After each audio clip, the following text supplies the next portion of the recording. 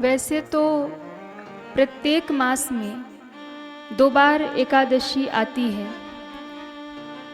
और वर्ष में आने वाली 24 एकादशियों का यदि कोई व्रत ना कर पाए तो साल की सबसे अधिक पुण्य फल प्रदान करने वाली जो एकादशी है, जो 24 एकादशियों का फल देने वाली एकादशी है, वो एकादशी है ज्येष्ठ मास के शुक्ल पक्ष की निर्जला एकादशी।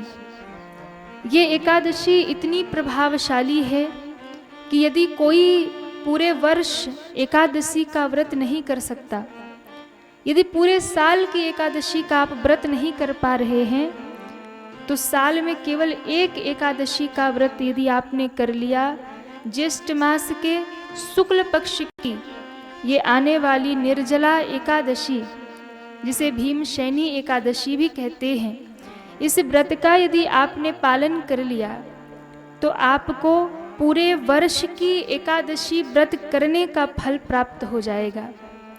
आपको 24 एकादशियों का पुण्य फल प्राप्त हो जाएगा एकमात्र निर्जला एकादशी व्रत का पालन करने से। कहते हैं जो भी निर्जला एकादशी के व्रत का पालन करता है वो अपने से पूर्व की 100 पीढ़ियों को तार देता है, और जो भी निर्जला का पालन करता है वो अपने आने वाली भी 100 पीढ़ियों को तारने का सामर्थ्य रखता है। ऐसा प्रभाव निर्जला एकादशी का बताया गया है।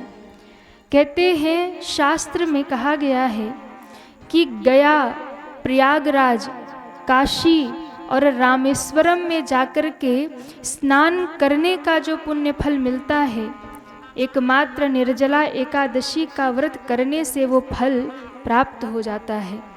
यदि आपने निर्जला का व्रत कर लिया तो गया, प्रयाग, काशी और रामेश्वरम में स्नान करने का फल आपको प्राप्त हो जाता है। और ये बड़ी ही महत्वपूर्ण एकादशी है। जिनको भी भगवान का धाम चाहिए, जो भगवान का धाम पाना चाहते हैं, जो भगवान की कृपा पाना चाहते हैं, जो मोक्ष पाना चाहते हैं और जो अपने समस्त पापों से मुक्त होना चाहते हैं, उन्हें निर्जला एकादशी का व्रत अवश्य करना चाहिए। निर्जला एकादशी, जैसा कि इसके नाम से स्पष्ट है, निर्जला यानी इस व्रत में जल का भी त्याग कर दिया जाता है। निर्जल रह करके इस व्रत को पूर्ण किया जाता है। इस बार निर्जला एकादशी का व्रत 2 दिन पड़ रहा है, जिसको लेकर के संशय बना हुआ है कि व्रत कब करना चाहिए, क्योंकि व्रत प्रारंभ हो रहा है, निर्जला एकादशी व्रत प्रारंभ हो रहा है 24 जून बुधवार को शाम 6:21 पर, और ये व्रत पूर्ण हो रहा है 25 जून को गुरुवार को रात 8:09 पे। अब 2 दिन एकादशी है तो हम व्रत किस दिन करें? 24 को व्रत करें या 25 को व्रत करें? हमारे शास्त्रों में कोई भी व्रत उदयातिथि के अनुसार ही मनाया जाता है। इस प्रकार से यदि हम देखें तो उदयातिथि में हमें सूर्योदय के समय एकादशी प्राप्त हो रही है 25 जून को, जिस कारण से इस बार निर्जला एकादशी का व्रत 25 जून गुरुवार को किया जाएगा। इस व्रत का पारण 26 जून शुक्रवार को किया जाएगा। पारण का समय होगा सुबह 5:25 से 10:04 तक। इसी बीच में हमें निर्जला व्रत का पारण करना है। बहुत अच्छी बात है कि हम व्रत का पारण के मुहूर्त में ही करें, तभी हमें व्रत का पूर्ण फल मिलता है।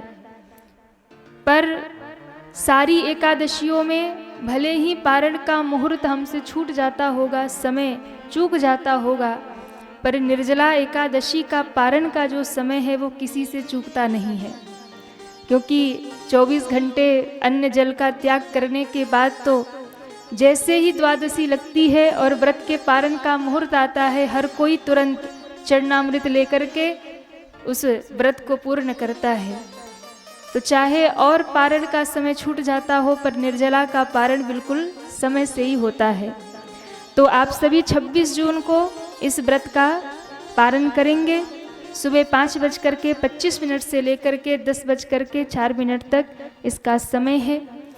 पारण के लिए आपको सबसे पहले सुबह स्नान करना है। पारण के दिन सुबह स्नान करके भगवान का पूजन करना है, तुलसी का पूजन करना है। तुलसी जी को जल द्वादशी को नहीं समर्पित करते हैं, दूर से ही उनका पूजन करेंगे, स्पर्श नहीं करेंगे, दीप प्रज्वलित करेंगे। आपके घर में भगवान लड्डू गोपाल हैं तो उनका स्नान कराइए, वस्त्र धराइए, धूप दीप नैवेद्य से भगवान की पूजा करिए। गौ माता को ग्रास दीजिए और किसी ब्राह्मण को अन्न का दान करिए। इसके बाद ही भगवान का चरणामृत लेकर के अपने व्रत को पूर्ण करिए। भगवान को द्वादशी के दिन चावल का भोग अवश्य लगाएं। तो सबसे पहले भगवान का चरणामृत लेकर के और एक दाना चावल लेकर के हम अपने निर्जला व्रत का पारण करेंगे। निर्जला एकादशी के व्रत को लेकर के बहुत सारी भ्रांतियां सबके मन में रहती हैं कि हमें जल का त्याग कब करना चाहिए, व्रत में जल पी सकते हैं और अगर पी सकते हैं तो कितना पी सकते हैं, क्या दवाइयाँ ले सकते हैं, या जो निर्जल व्रत नहीं रख सकते हैं वो क्या करें। ये सारी भ्रांतियाँ मन में रहती है। कई बार लोग कहते हैं क्या दूध ले सकते हैं, वो तो जल नहीं है। कई लोग कहते हैं जूस पी लेते हैं, जल नहीं पिएंगे, जूस पी सकते हैं। कोई कहता है 12 बजे के बाद जल नहीं ले सकते हैं, कोई कहता है ब्रह्म मुहूर्त में जल ले सकते हैं। तो बहुत सारी निर्जला के व्रत को लेकर के हमारे यहाँ भ्रांतियाँ हैं, क्या करें क्या न करें।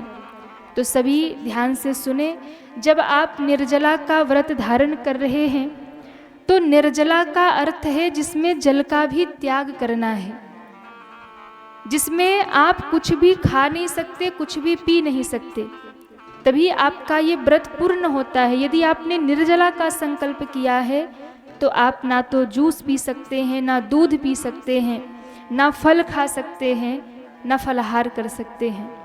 आपको जल का भी त्याग करना है, लेकिन कितना समय का त्याग करना है, कब जल पी सकते हैं। तो सबसे पहली बात तो ये है कि जब आप निर्जला का संकल्प करते हैं तो हमारे यहाँ व्रत शुरू होता है सूर्योदय से। तो सूर्योदय के पूर्व आप उठ करके भोर में 3:30 बजे 4 बजे आप जल पी सकते हैं। ज़्यादा से ज़्यादा आप जल पी लीजिए, क्योंकि आपको दूसरे दिन तक व्रत रहना है, जल फिर ग्रहण नहीं करना है। हो सके तो जल में थोड़ा मिश्री डाल करके मिश्री और जल का अधिक से अधिक आप सेवन कर लें, अधिक से अधिक पी लें, ताकि आपको दिन भर प्यास ना लगे। तो आप ब्रह्म मुहूर्त में उठ करके सूर्योदय से पूर्व, व्रत का संकल्प करने से पूर्व आप जल पी सकते हैं और कुछ फल इत्यादि भी ले सकते हैं, फलाहार ले सकते हैं, जल पी सकते हैं, जूस पी सकते हैं, जो भी आपकी सुविधा हो, सामर्थ्य हो, आप ले सकते हैं। उसके बाद आप जब व्रत का संकल्प कर लेंगे, ब्रह्म मुहूर्त के बाद जब सूर्योदय का प्रारंभ हो जाएगा तिथि का, तब आप जल का त्याग कर देंगे और 24 घंटे तक फिर आपको जल नहीं लेना है। द्वादशी को पारण में ही आपको पुनः भगवान का चरणामृत ग्रहण करना है। तो आप निर्जला व्रत इस प्रकार कर सकते हैं। जो लोग निर्जला नहीं कर सकते वो लोग फलाहार वाला व्रत भी कर सकते हैं, क्योंकि निर्जला यदि आप करेंगे तो आपको पूरे साल की एकादशी का फल, 24 एकादशी का फल मिलेगा। पर यदि आप निर्जला नहीं कर सकते तो आपको एकादशी का तो फल मिलेगा ही मिलेगा। इसलिए आप, यदि कोई समस्या है, आप निर्जल व्रत नहीं कर सकते, तो आप फलहार करके, फल लेकर के, दूध लेकर के, जल लेकर के आप किसी भी प्रकार से एकादशी का व्रत अवश्य करें, क्योंकि ये व्रत बहुत ही महत्वपूर्ण है।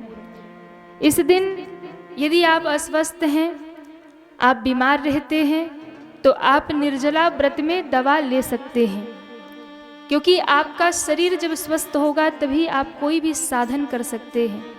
इसलिए यदि आपको दवा लेनी है, औषधि लेनी है, तो आप व्रत में दवा ले सकते हैं, औषधि ले सकते हैं, उसका कोई भी आपके व्रत पर प्रभाव नहीं पड़ता है। और दूसरी बात, यदि आप व्रत कर रहे हैं और दिन में यदि आपको प्यास लगती है, गर्मी लगती है, तो आप दिन में 1-2 बार जब भी आपका मन करे स्नान आप कर सकते हैं। पर यह ध्यान रखना है कि आपके मुख में पानी न जाए। स्नान कर सकते हैं। और यदि आप भगवान का पूजन कर रहे हैं, संकल्प व्रत का कर रहे हैं, तो आप उसमें आचमनी का जल ग्रहण कर सकते हैं। इससे आपका व्रत भंग नहीं होता है। आप गजेंद्र मोक्ष का पाठ कर सकते हैं, विष्णु सहस्त्र नाम का पाठ कर सकते हैं। और उस बीच में यदि आपको आचमनी करनी है, तो आचमनी का जल पीने से निर्जला व्रत कभी भंग नहीं होता है। यदि आप शौच इत्यादि जाते हैं, तो उस समय आप मुख में जल डाल सकते हैं। जल को पीना नहीं है। आप निर्जल व्रत कर रहे हैं, तो उस व्रत का हमें पूर्ण रूप से पालन करना है। यदि आप निर्जला नहीं कर सकते, तो आप फलाहारी कर सकते हैं। निर्जला एकादशी का व्रत यदि आपने संकल्प कर लिया, तो फिर आपको 24 घंटे जल ग्रहण नहीं करना है। निर्जला एकादशी के दिन प्रातः स्नान करके सबसे पहले भगवान के सामने जाकर के व्रत का संकल्प करिए। भगवान से प्रार्थना करिए कि हे प्रभु, हम आपके ही कृपा से इस व्रत को पूर्ण कर पाएंगे, हमारी कोई सामर्थ्य नहीं है। सबसे पहले आप ब्रह्म मुहूर्त में उठ करके गंगा जल मिश्रित जल से स्नान कर लीजिए। एकादशी के दिन किया गया पुण्य फल अक्षय हो जाता है। आप जो भी पुण्य करते हैं वो आपका अक्षय हो जाता है। अक्षय का अर्थ है जो कभी क्षय नहीं होता, जो कभी नष्ट नहीं होता। तो इसलिए एकादशी के दिन प्रातः उठ करके सबसे पहले स्नान करें, गंगा जल से मिश्रित जल में स्नान करें और फिर व्रत का संकल्प करें।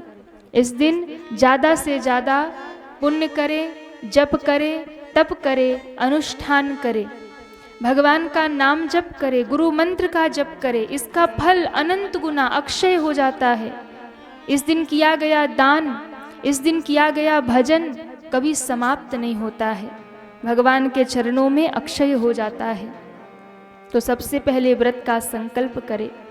अपने घर में यदि आपने लड्डू गोपाल जी को रखा है, तो उनका पंचामृत से अभिषेक करें, उनको स्नान कराएं, नारायण भगवान की पूजा करें, विष्णु भगवान का पूजन करें। उसके बाद आप भगवान को धूप दीप नैवेद्य आदि समर्पित करके उनका पूजन करें, उन्हें तुलसी पत्र समर्पित करें, तुलसी महारानी का पूजन करें और परिक्रमा करें। तुलसी जी में इस दिन आप दीप दान करें। निर्जला एकादशी के व्रत में आप दिन भर भगवत नाम का जप करें। दिन में सोना नहीं है, निरंतर भगवान का जप करिए, ध्यान करिए, भजन करिए। और यदि आपने गुरु मंत्र लिया है तो ज़्यादा से ज़्यादा अपने गुरु मंत्र का जप करिए, इसका फल अनंत गुना है। एकादशी के दिन रात्रि जागरण की बहुत महिमा बताई गई है। रात्रि जागरण करें, भगवत नाम का जप करें। और यदि आप रात्रि जागरण नहीं कर सकते तो कुछ समय रात्रि में जाग करके भगवान का स्मरण अवश्य करें। एकादशी के दिन दान की बड़ी महिमा है। निर्जला एकादशी के दिन हमें किन वस्तुओं का दान करना चाहिए? निर्जला एकादशी के दिन यदि आपने कुछ भी दान कर दिया तो आपका वो दान अक्षय हो जाता है, कभी समाप्त नहीं होता है। तो निर्जला एकादशी के दिन हमें क्या दान करना चाहिए?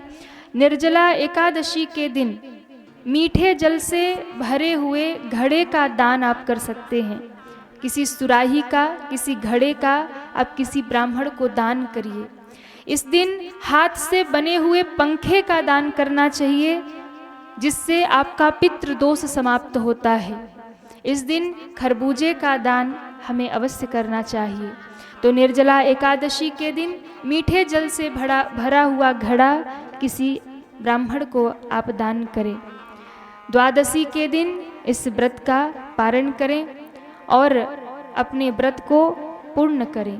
भगवान से प्रार्थना करें कि हे प्रभु, आपके ही कृपा से ये व्रत हमारा पूर्ण होगा। बहुत कठिन व्रत है, क्योंकि ये ज्येष्ठ मास में जब गर्मी अति प्रचंड है, धूप बहुत तेज है और इस समय हमें जल का त्याग करना है। तो प्रभु से प्रार्थना करके यदि आप व्रत धारण करेंगे तो निश्चित ही भगवान की कृपा से आपका व्रत पूर्ण हो जाएगा। तो भगवान से प्रार्थना करके इस व्रत को धारण करें। अब आप इस व्रत की कथा सुने। जिस दिन आप निर्जल व्रत करते हैं, एकादशी की कथा सुनने से हजारों गायों के दान का पुण्य फल हमें प्राप्त हो जाता है। इसलिए एकादशी के व्रत में उस व्रत की कथा हमें अवश्य सुननी चाहिए। ये निर्जला एकादशी व्रत, जिसे पांडव एकादशी अथवा इसे भीमशैनी एकादशी भी कहा जाता है, इसके पीछे महाभारत काल की एक कथा शास्त्रों में बताई गई। इस व्रत को एक बार भीम ने किया, जिसके कारण इसका नाम भीमशैनी एकादशी रखा गया। कहते हैं एक बार भगवान श्री कृष्ण पांडवों के साथ में विराजमान थे। सभी पांडव आपस में चर्चा कर रहे थे कि भीम तो बहुत ज्यादा भोजन करते हैं। भीम की हंसी उड़ाई जा रही थी कि भीम बहुत अत्यधिक भोजन करते हैं।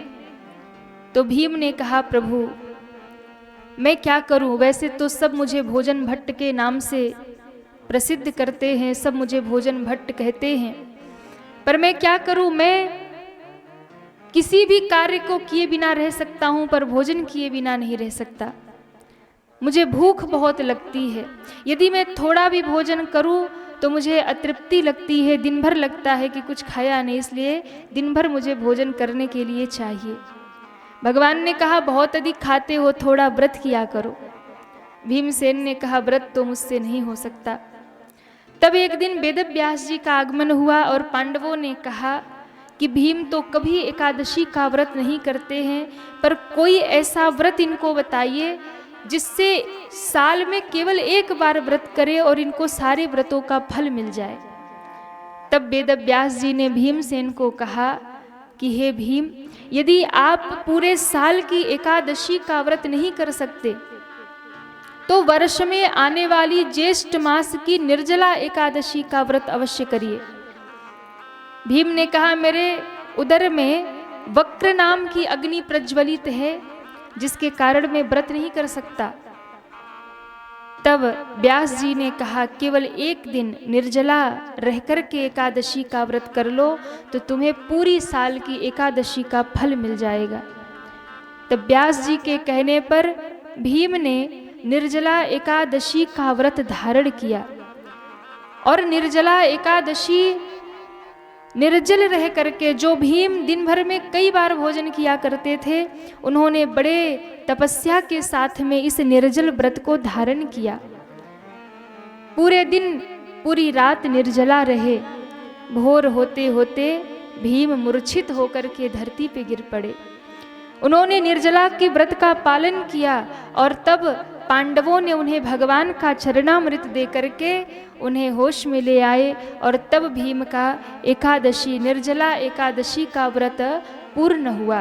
तो भीम ने इस व्रत को किया, ज्येष्ठ मास की शुक्ल पक्ष की निर्जला का व्रत किया, जिसके कारण इसे भीमशैनी एकादशी भी कहा जाता है।